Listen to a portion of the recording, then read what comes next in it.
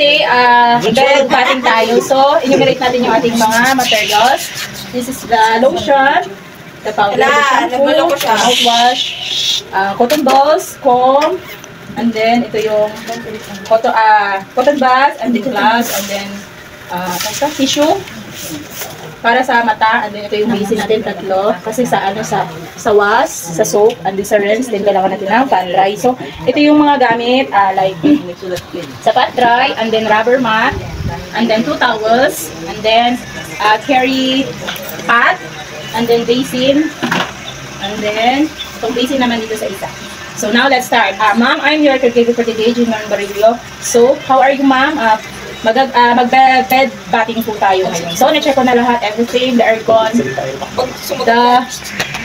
kailangan nakapatay yung aircon, yung ating electric fan para iwas lamigin yung ating pasyente. And then, syempre, lagi always close the window, the door for privacy. And then, let's start, ma'am. And then, bago pala mag-bed batting syempre, na-clear na natin yung kanyang, na-check na natin ang kanyang temperature, kanyang BP, and then oxygen, everything is clear na, so pwede na siyang paliguan. So, let's start. So, ito yung carry pot. Ito pala. Ito pala yung rubber mat. Ilalagay natin sa kanyang ulo para ito yung magsasalim sa mga basa-basa. Ayan. Sabi ba naman and then, lalagyan natin siya ng towel sa neck. Ay, ma'am. Para hindi nyo makasain ko yan. And then, ito yung hair muna yung ating, ito yung ating carry pot. Dito magsasala ng mga tubig. And the basin. Ito yung magsasala ng tubig. And then, towel for pot dry. And then, ito yung water pang-rinse natin. And then, let's start. So, ang una natin gagawin is the hair. So, kailangan natin urong ng konti yung ating pasyente in A position. Ayan. So, before natin basahin yung hair, kailangan natin takpan yung eyes para hindi mabasa. At syempre, makuwing yung ating client. And then, cotton balls sa ears. Ayan, para hindi mapasukan ng tubig. Yung ating hair ng ating pasyente, like yung mga babae kasi mahaba ang buhok, kailangan tanggalin yung mga tangle o yung mga buhok na nagkabuhol-buhol. Ayan. And then, so let's start. So, babasahin natin ng water. Ma'am, ito na po, babasahin natin ha. And then, lagyan natin ng shampoo. In a circular motion, para rin kanyang ulo ay massage natin for blood circulation. And then, syempre, yung ating dito sa may likod, para sa iwas ng bed sore. Para ma-relax siya. After, rinse natin. After nating ma-rinse, so always, patry na natin siya. So like, kunyari babae siya guys, so kailangan natin siyang lagyan ng towel. Ayan. And then, tapos na siya, so kailangan na natin tanggalin yung ating carry pack. And then, so, next is, ears naman tayo guys. So, tatanggalin natin yun sa kanyang eyes.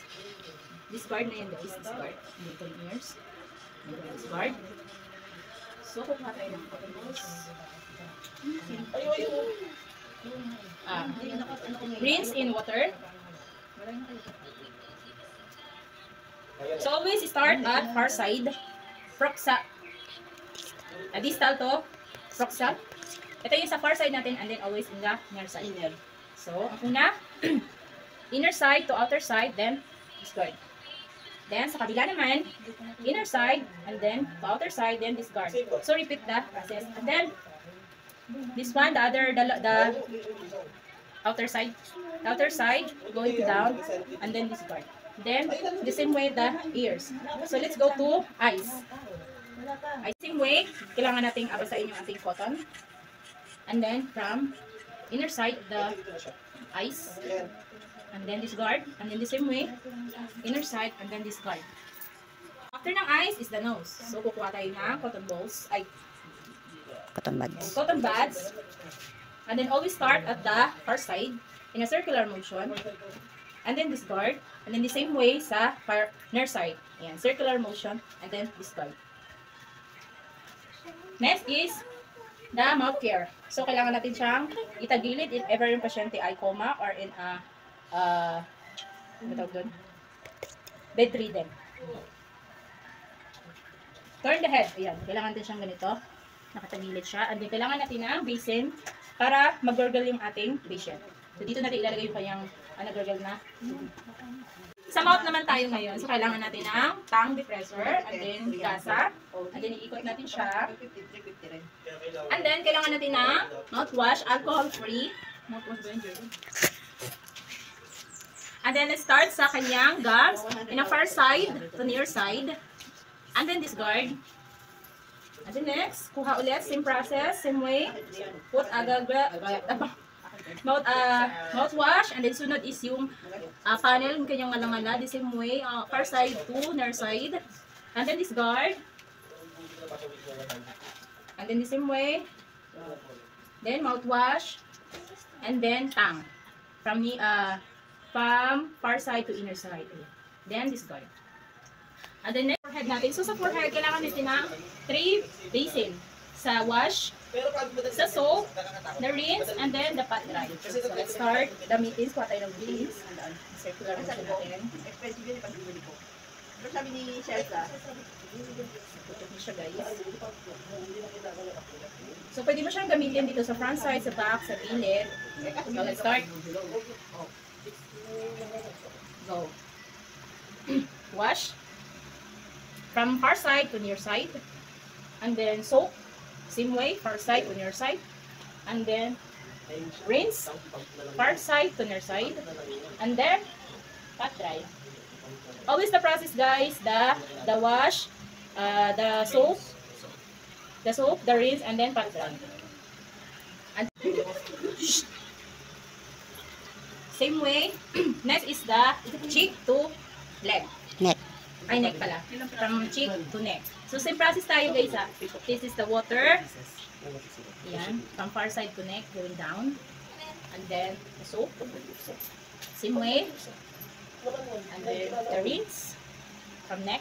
Ay, from cheek to neck. And then, pat dry. So, nalinis na natin siya. So, tatanggalin na natin yung towel.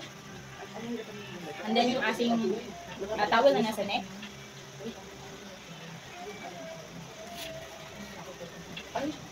The carry pad. So, ay ako na lang yung magiging model. Gusto mo pa-bend ko, sir. and then, yung tatanggalin na natin yung kanyang agaw.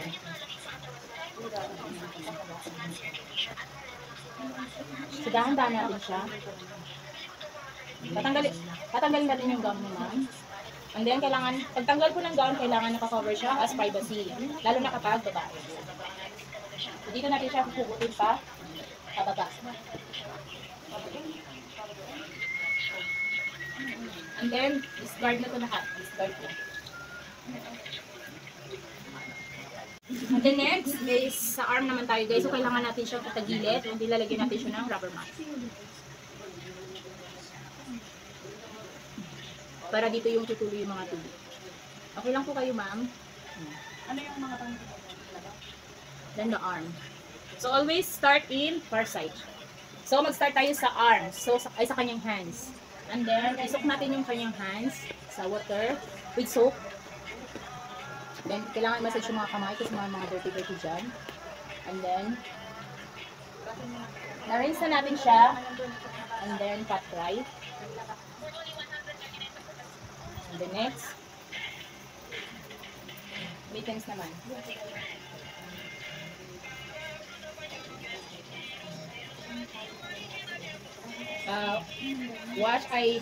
Wash.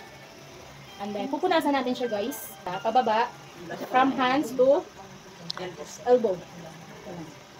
And then, rinse. And then, dry. And then, same sa kabila. And then, the other side of the hand.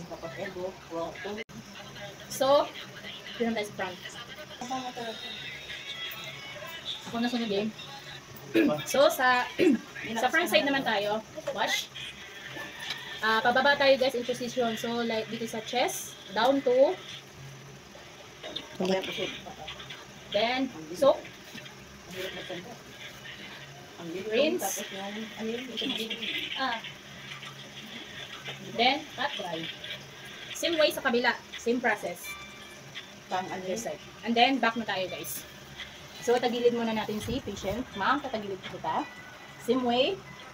So, i-ano natin yung ating patient kaya kailangan natin siyang alalayan baka malaglag. Same way. Hindi natin ito magagawa.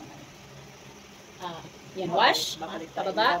Hindi naman niya. Pababa. Hindi naman niya. Ipunin And naman soap. natin yung video niya. Sabay-sabay yun iniinis. And then rinse. Pagpipirmahan na niya ang malalago. And then, cut dry. Perfect attendance. Then, the same side din lang dito sa kabila. Same process siya. Good dito. Ano dito. Ang kulang nila sa report natin. Tanda na dito. Ayun, wala pa yun. Hindi, bago magtapos na. And then, papalitan na natin siya ng down. Bibihisan na natin siya para iwas hindi siya lamitin. Marcel, walang anuhan. Walang gaydura na picture. Sa pagpapalit, lagi naka-cover as privacy. Inaantot na ako. Then, sa pagpapalit, papalitan din po natin yung kanyang linen.